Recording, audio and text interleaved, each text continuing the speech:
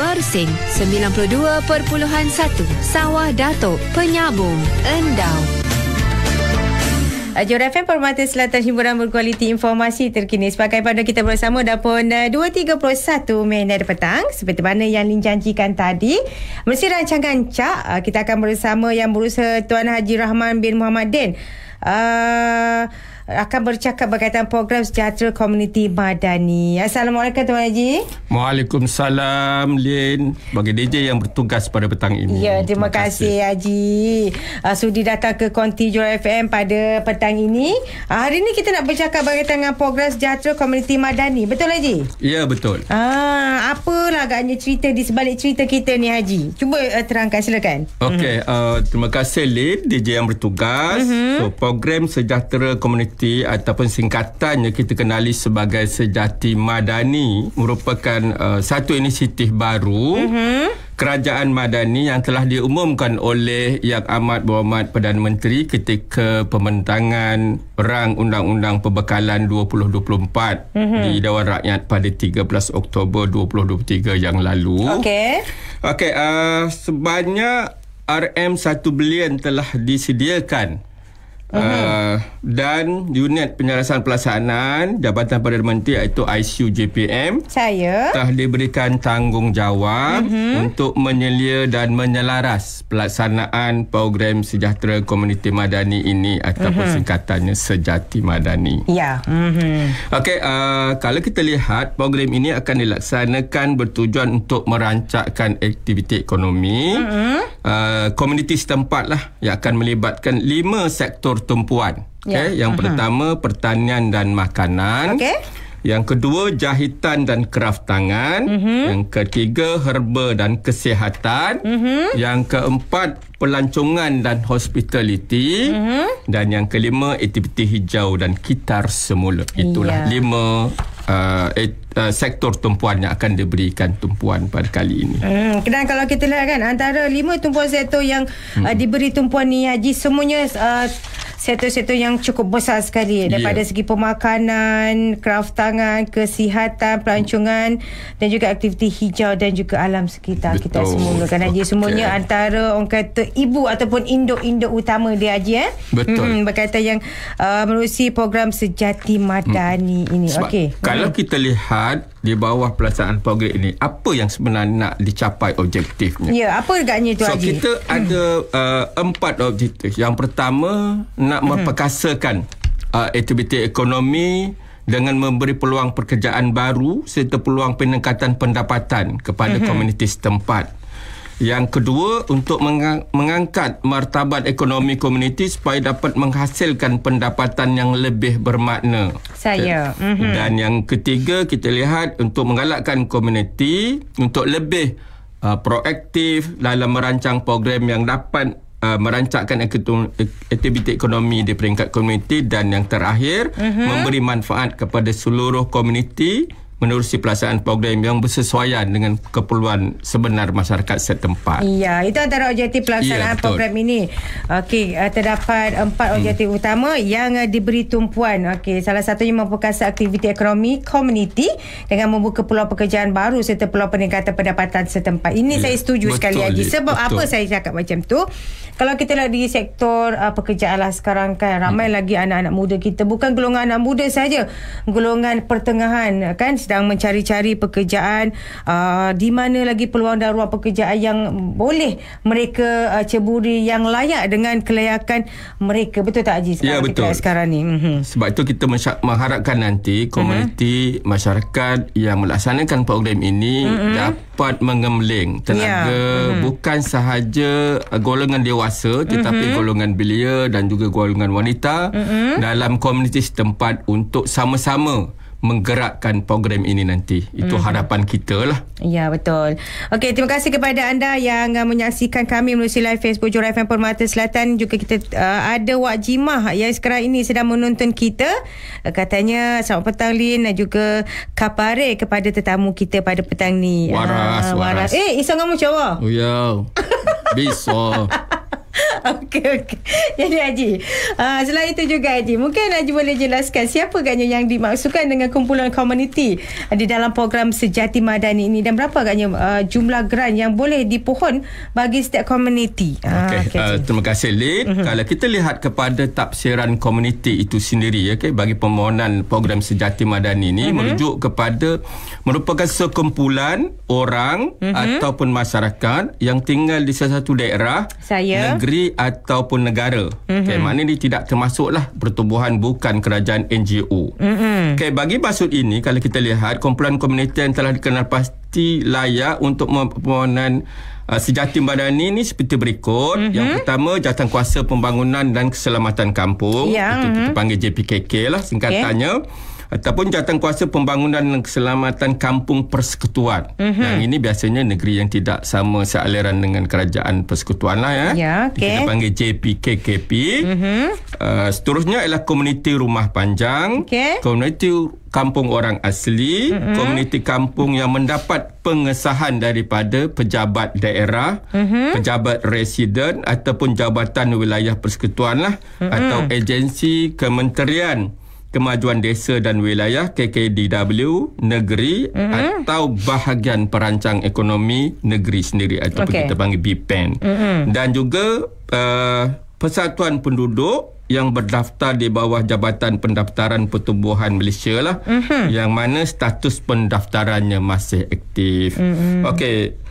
Kalau Lin merujuk tadi berapa banyak jumlah geran yang boleh dipohon dalam perkara ini, hanya satu permohonan yang akan dipertimbangkan bagi setiap komuniti.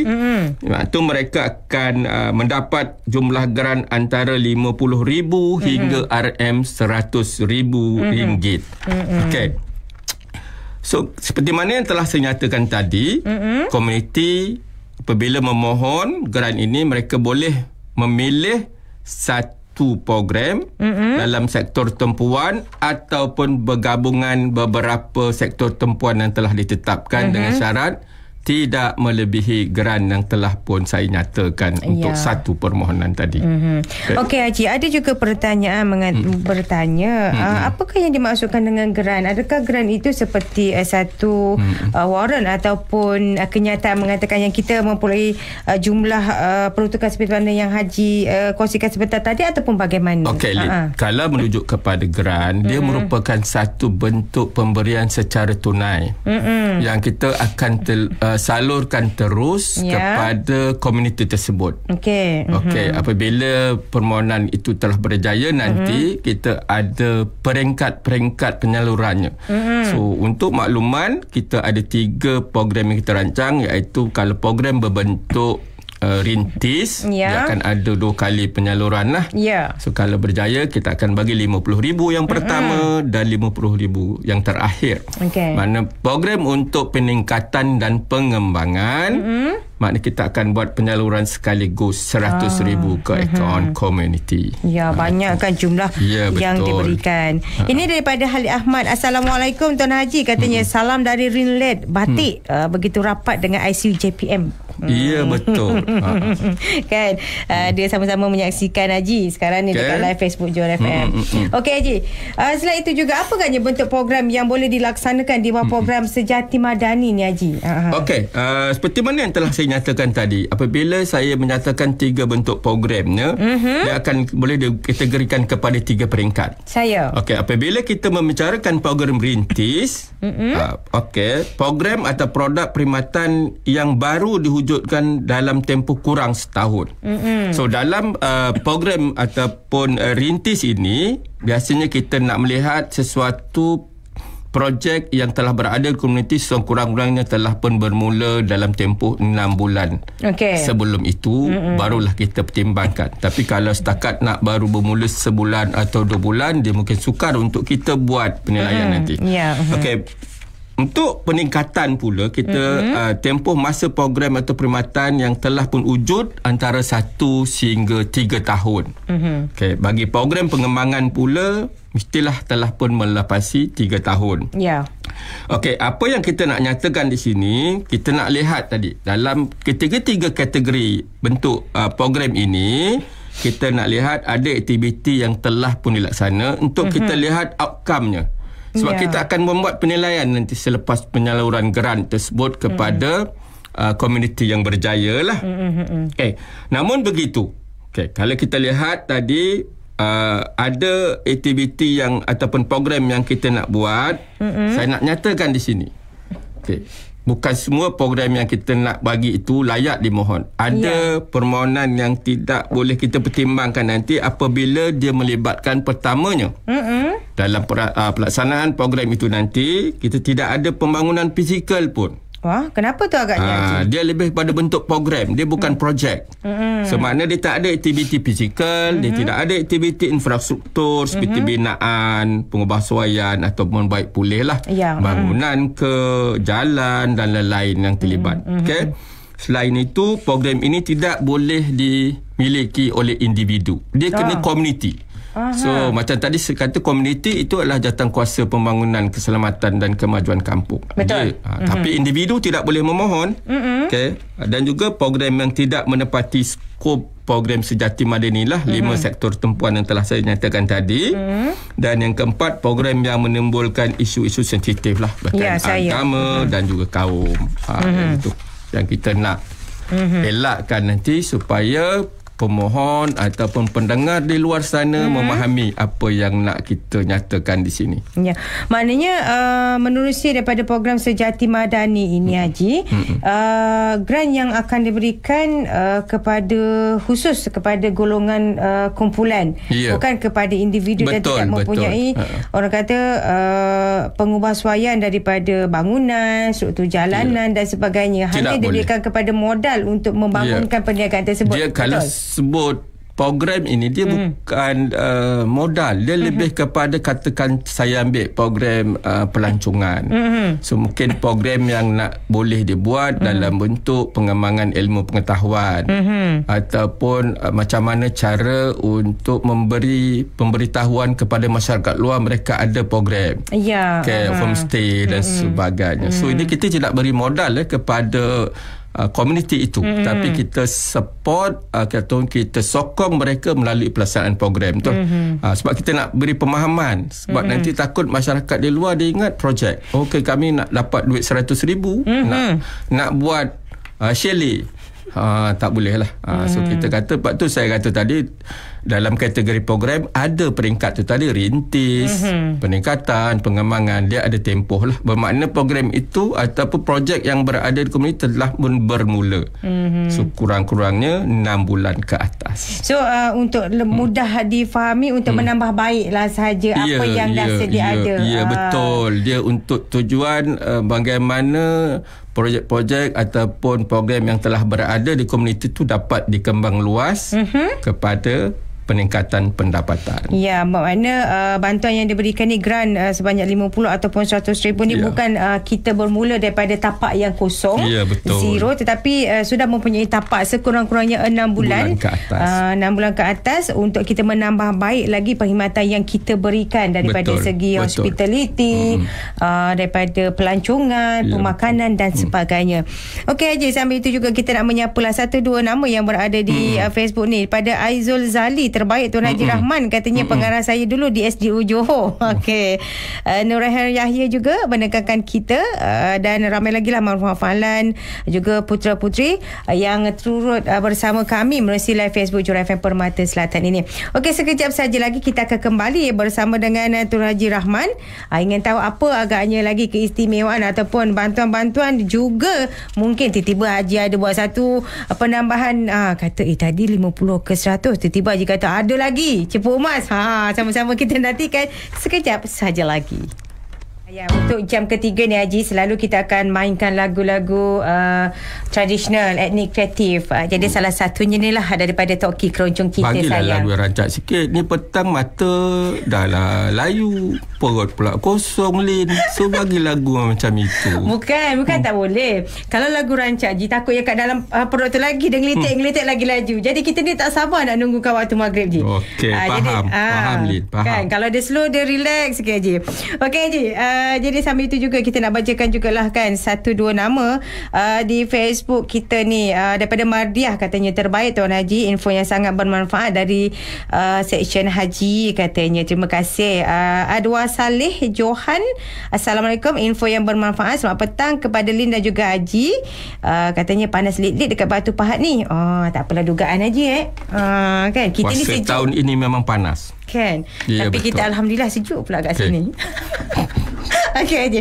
Jadi untuk itu Haji, bagaimana cara permohonan boleh dibuat melalui program Sejati Madani ini? Okey, untuk permohonan program Sejati Madani, pihak ibu pejabat kami telah pun menyediakan satu talian, iaitu kita panggil dalam permohonan secara talian lah, yang mana boleh diakses melalui https palangsejatimadani.icu.gov.my oleh mana-mana wakil yang terdiri daripada semacam saya cakap tadilah di kalangan komuniti itu. Maknanya individu tak boleh. Jangan pula individu pergi isi permohonan talian ini, maknanya kita tidak akan pertimbangkan nanti. Betul. Okey, kalau kita lihat macam mana nak memohon bagi permohonan yang tidak ada sijil pendaftaran lah. Kita masuk tadi, saya kata tadi kena berdaftar dengan pendaftaran pertubuhan dan sebagainya. Bermakna kalau komuniti itu nak memohon, dia kena dapatkan sijil pengesahan komuniti daripada badan yang diberi kuasa, seperti mana yang telah saya nyatakan tadi, pejabat daerah, ataupun kalau di peringkat Kementerian Kemajuan Desa dan Wilayah, ataupun bahagian perancang ekonomi negeri lah, kalau di peringkat negeri. Mereka kena nyatakan sijil pendaftaran mereka dan juga penyata bank lah oleh pihak bank yang didaftarkan atas komuniti tersebut. Adakah sijil yang perlu dilampirkan seperti SSM? Bagaimana Haji? Dia tidak, sebab dia bukan syarikat. Yang inilah pendaftar pertubuhan. Dia tidak perlu. Kalau syarikat kena ada SSM lah bermakna apabila komuniti termohon, mereka kena sertakan penyata akaun bank tu lah atas nama komuniti. Dia tidak boleh nama individu lah. Okey, so berdaftar lah seperti mana telah saya nyatakan. Okey, apabila mereka nak daftar dalam talian ini nanti, dalam sistem permohonan ini, kita akan bagi ID. Bermakna satu komuniti tu dia akan dapat satu ID sajalah untuk dibekalkan bagi permohonan. Okey, makna selepas pendaftaran komuniti itu berjaya, maka dia kena daftar dulu pendaftaran mereka dan kita akan bagi ID. Setelah mereka ada ID, barulah permohonan dalam sistem boleh dibuat.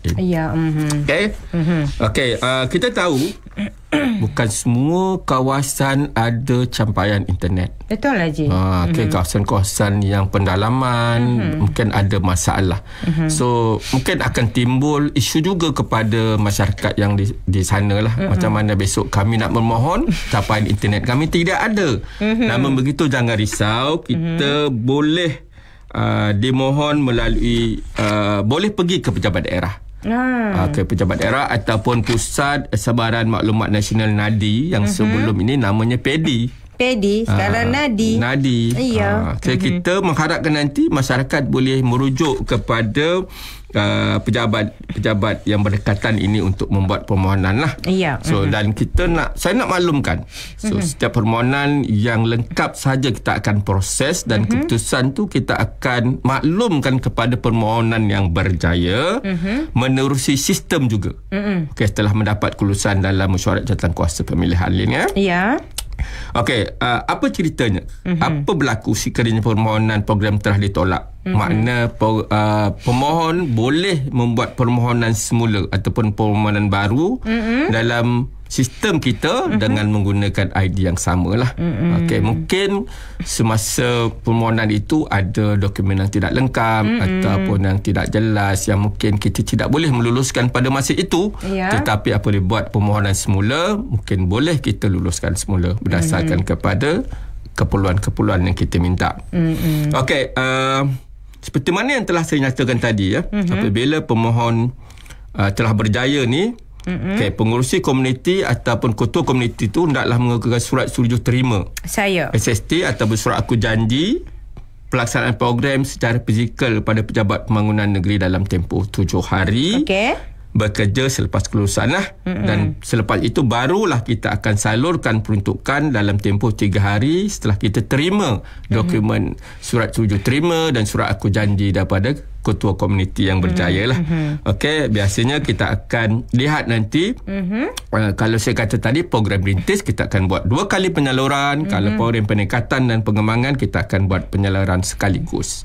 Itu ceritanya. Ya, kalau kita lihat penerangan yang Haji berikan sebentar tadi, peruntukan diberi dalam tempoh 3 hari waktu bekerja. Cukup pantas Haji prosesnya. Jadi kepada mereka yang ingin membuat permohonan, tak payah rasa gusar dan ragu. Lepas kita hantar proses dalam masa 7 hari waktu bekerja. Jadi mendapat kelulusan dan selepas itu 3 hari kita akan buat penyaluran dengan syarat nombor akaun komuniti dan juga penyata akaun bank tu betul lah. So kita kadang-kadang kita menerima dokumen yang tidak jelas dan Lin tahu apabila kita nak buat penyaluran tertinggal satu angka maka tidak akan boleh berlaku lah penyaluran itu. Sebab itu saya nak pastikan pemohon-pemohon memastikan mereka semasa mengisi borang permohonan dan juga menyertakan dokumen akaun bank tu dengan betul. Ya. Jadi ini peringatan juga kepada para pemohon agar menyediakan dokumen yang lengkap sebelum datang ke nadi ataupun ke pejabat daerah untuk membuat permohonan program sejahtera komuniti ini. Kerana apa? Ini juga boleh orang kata menyenangkan proses dan mempercepatkan lagi proses permohonan kita. Jangan nanti kita dah hantar kata masa dengar kat radio tu tengok link dekat Facebook kata dia 7 hari. Tiba-tiba dia kata 7 hari tidak. Masuk hari ke-14 pun tak siap lagi. Tapi dia lupa aja dokumen yang diberikan tu sebenarnya tak lengkap kan. Kita hanya akan berlaku apabila semua permohonan itu lengkap, dokumen sokongannya lengkap, barulah seperti mana telah senyata tempoh-tempoh itu akan berlaku. Ya, jadi inginkan cepat proses ini memudahkan semua pihak. Yang pastinya sebelum kita pergi kita perlu bertanya dahulu, siapkan dokumen yang lengkap, barulah kita boleh merujuk kembali. Sekiranya lebih daripada 7 hari barulah boleh kita bertanya semula lah kenapa apa dan sebagainya. Sebab kita tak nak nanti talahan masyarakat di luar sana cakap tak serupa bikin. Ya, netizen memang macam itulah kerja dia. Masa dalam dia kata masa penerangan di radio bagus saja, tetapi bila pelaksanaan tidak berlaku. Sebab tu saya nyatakan di sini perkara-perkara boleh berlaku apabila kita menerima permohonan yang lengkap, menepati sektor dan juga dokumen sokongan yang lengkap dan jelas. Sebab kadang-kadang ada juga yang bagi kita dokumennya kabur, tulisannya kabur dan sebagainya. Macam mana kita nak buat kalau benda itu tidak boleh dibaca. Itu ceritanya. Bila pak macam gitu sentiasa kabur bila dia nak up dekat social media, duitnya cepat. Nak duitnya cepat, lepas tu up yang bukan tu tak pula kabur. Gitulah kerja netizen kita sekarang. Okey Haji, jadi akhir sekali Haji. Okey. Bila agaknya komuniti boleh mula membuat memohon program Sejati Madani ni Haji? Untuk makluman komuniti di luar sana, program Sejati Madani boleh dibuat bermula selepas 25 Mac nanti. So sehinggalah 30 September 2024 dan tempoh maksimum pelaksanaan yang kita akan berikan kepada komuniti MJ adalah selama 1 tahun. Hari ni baru 18 hari bulan. Bermakna seminggu lagi aja. Makna bolehlah komuniti di luar sana untuk membuat perancangan kalau mereka berhasrat untuk memohon program Sejati Madani ini. Maknanya bermula pada hari ini, selepas daripada penerangan haji ni boleh kita siapkan dokumen dan juga kelengkapan yang sepatutnya untuk kita membuat permohonan pada 25 Mac nanti di tempat-tempat seperti mana yang Haji katakan tadi untuk mempercepatkan lagi permohonan dan saluran peruntukan itu diberikan dengan segera. Betul. Haji, secara ringkas penutup daripada Haji, ucapan salam Ramadan silakan. Terima kasih kepada Lin kerana sudi menerima kehadiran Pejabat Pembangunan Negeri Johor hari ini dalam program Yok Mengetih program CAK program cak Cik Moyok ngeteh, tapi kita tak payah ngeteh. Okey, tak boleh ngeteh, nanti batal puasanya kan. Yalah. Okey, kerana sudi dan memberi peluang kepada Pejabat Pembangunan Negeri Johor untuk memberikan penerangan berkaitan dengan program Sejati Madani ini. Terima kasih sekali lagi saya ucapkan kepada LID dan juga pihak RTM Johor yang memberikan kami peluang ini. Ya, kami juga mengucapkan terima kasih kepada Yang Berusaha Tuan Haji Rahman bin Muhammad Din, Pengarah Pembangunan Negeri Johor, kerana sudi datang ke Konti Johor FM untuk sama-sama berkongsi berkaitan dengan program Sejahtera Komuniti Madani Sejati Madani yang anda boleh mula membuat permohonan pada 25 Mac 2024 nanti. Assalamualaikum Haji. Waalaikumsalam warahmatullahi wabarakatuh.